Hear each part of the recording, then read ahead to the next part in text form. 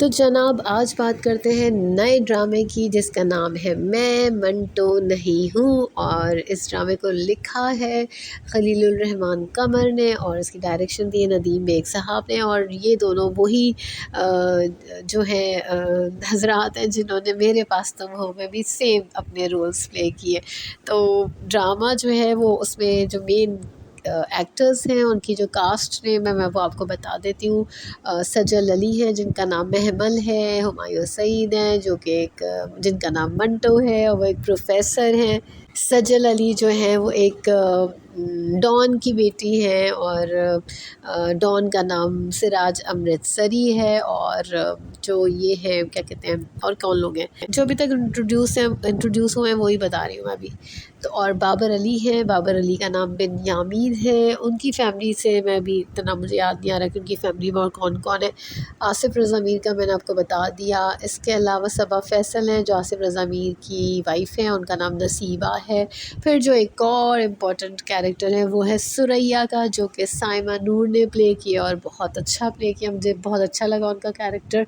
सनम सईद हैं जो कि वो भी प्रोफेसर हैं और हुमायूं सईद और सनम सईद दोनों एक ही यूनिवर्सिटी में पढ़ा रहे हैं। ये ड्रामा लाहौर में पिक्चराइज़ हुआ है और इसका जो स्टार्टिंग सीन होता है वो बड़ा इंटरेस्टिंग होता है जिसमें जो बल्कि स्टार्टिंग जो शॉट लिया गया है वो बादशाही मस्जिद से शुरू होता हुआ और वो एक गली एक रोड की तरफ जाता है जहाँ ये दोनों बाबर अली और आसिफ़ रज़ा मीर गुफ्तगू करते हुए जा रहे होते हैं अंदर गली में। उनकी जो टॉक है वो बड़ी इंटरेस्टिंग होती है और वो दोनों जो हैं वो एक तरह से इन दोनों का कोई झगड़ा है चला आ रहा है, कोई रिवेंज की कहानी है, कोई कत्ल-शत्ल हुए हैं तो उसका सारा सीन है।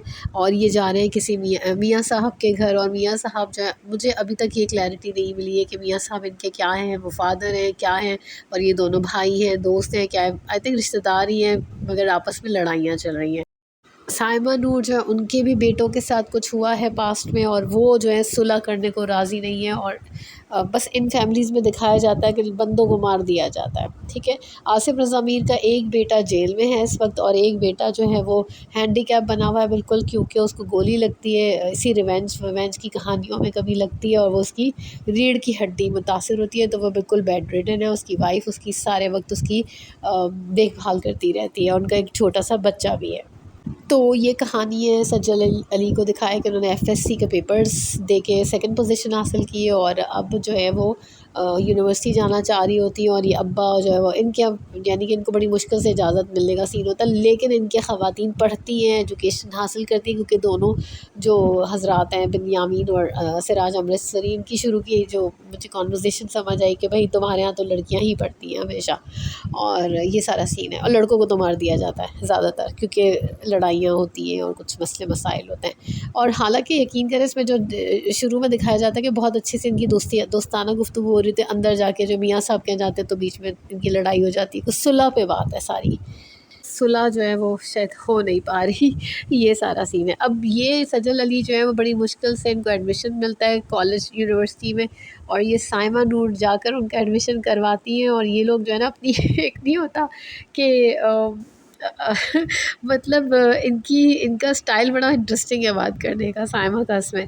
मतलब इनको पता है ना कि इनके जो है भाई क्या करते हैं या सज्जल को मालूम है ना कि इनके अब्बा जो है वो एक तरह से वो हैं क्या कहते हैं डॉन है तो वो कोई काम सीधे तरीके से नहीं करेगा तो वो टेढ़े तरीके से करवा ही लेंगे।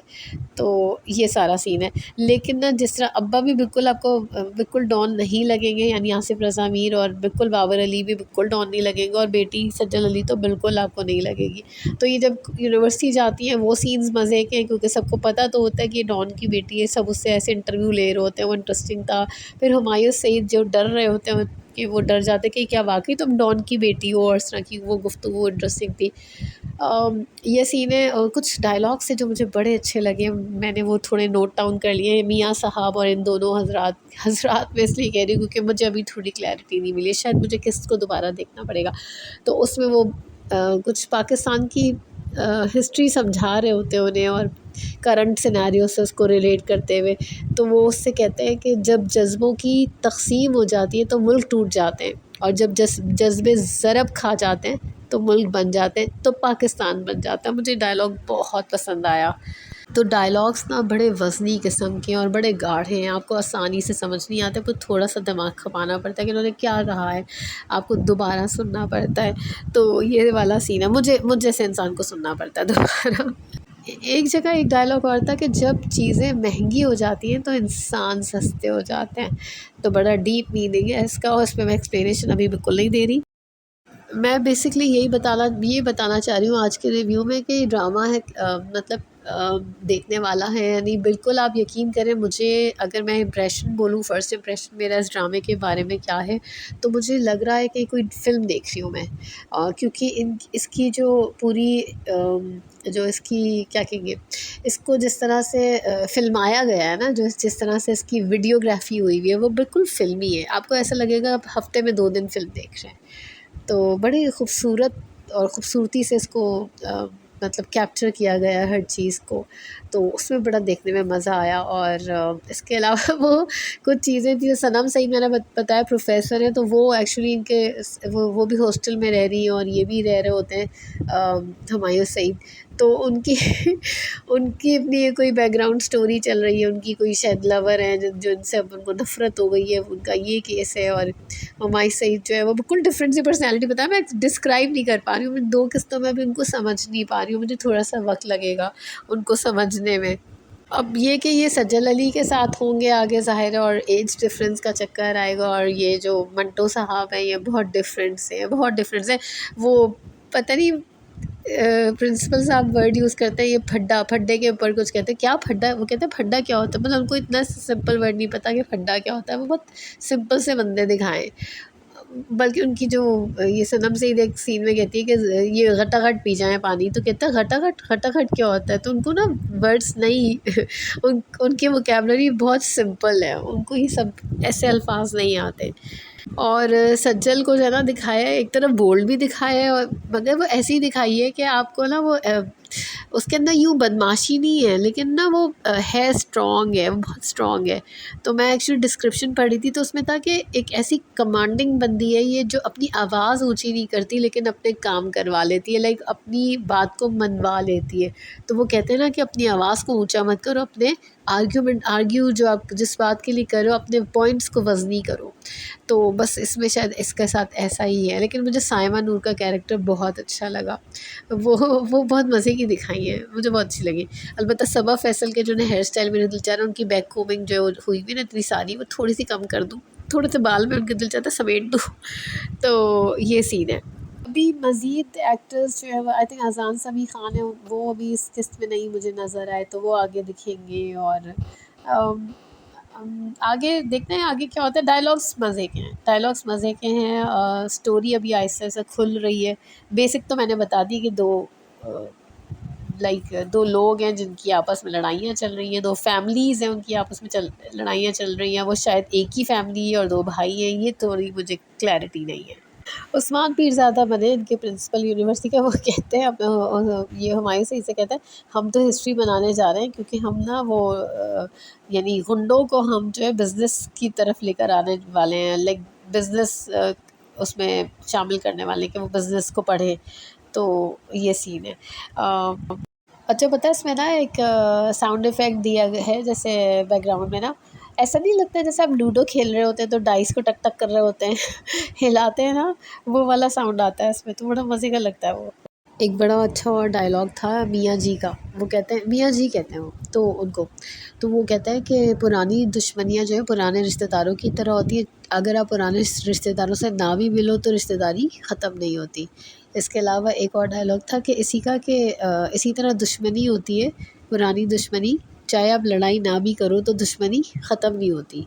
तो ये बड़ा अच्छा मुझे लगा। और ना इस ड्रामे में मुझे एक टर्मिनोलॉजी सीखने को मिली। आपने हमेशा रिश्तेदार सुना होगा, दुश्मनदार नहीं सुना होगा, तो इसमें दुश्मनदार का वर्ड इस्तेमाल किया गया है। और मैंने अभी दोबारा थोड़ा-सा ड्रामा देखा, तो ये दोनों जो हैं वो यार ये नहीं, मैं कन्फ्यूज़्ड हूँ कि दोनों कौन हैं? बाबर अली और आसिफ रज़ा मीर आपस में क्या हैं? ये मुझे अभी तक नहीं पता। मुझे कभी-कभी लग रहा है कि दोनों भाई ही हैं।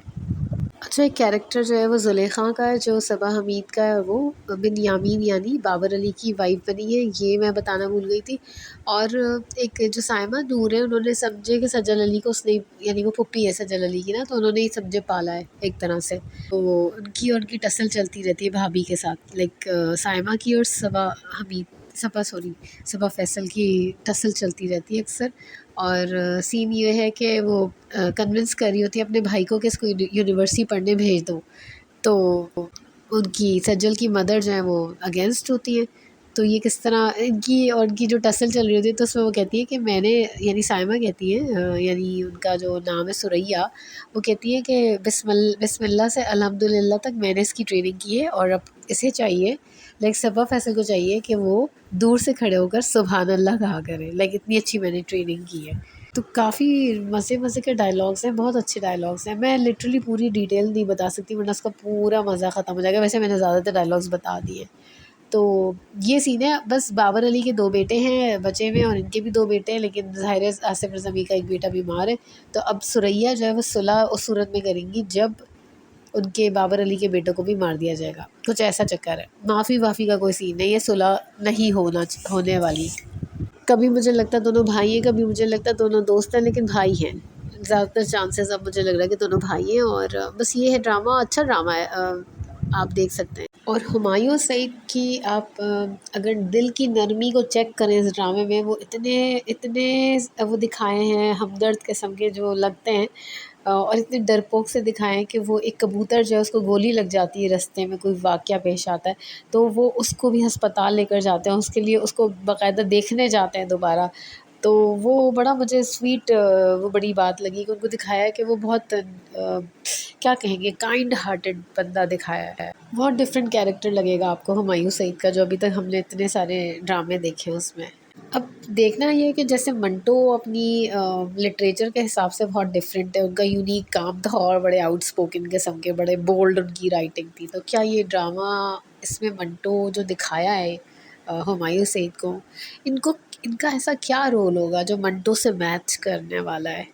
ये मुझे अभी देखना है, और मुझे इसी चीज़ की क्यूरियोसिटी है। अच्छा, अज़ान ख़ान को दिखाया था एक छोटे से सीन में, लेकिन उसमें इतनी क्लैरिटी नहीं थी कि आगे इनका क्या वो सीन है, लेकिन प्रोमो में आ गया है। अब बस मेरे पास आज इतना ही था इस किस्त को लेकर। वैसे मैंने बेसिकली ना ये ड्रामा हुमायूँ सईद और सज्जल अली की वजह से देखना शुरू किया, और फिर मुझे ज़ाहिर है ये भी पता चला कि खलीलुर रहमान कमर की राइटिंग है, और नदीम बेग साहब की डायरेक्शन है, तो फिर तो देखना बनता है।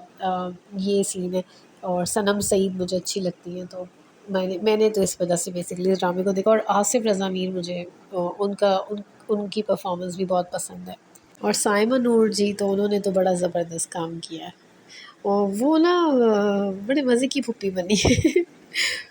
तो मैं रेकमेंड करूँगी या नहीं? हाँ, डेफ़िनेटली करूँगी। बिल्कुल देखें आप, ज़रूर देखें। नए ड्रामा में अच्छा इज़ाफ़ा है ये, और मैं तो देखूँगी इसे। तो ये फ़िलहाल मेरे पास इतना ही था। फिर मिलेंगे इसी ड्रामे के और बाकी ड्रामों के रिव्यूज़ और स्टोरी के साथ। तब तक के लिए थैंक यू।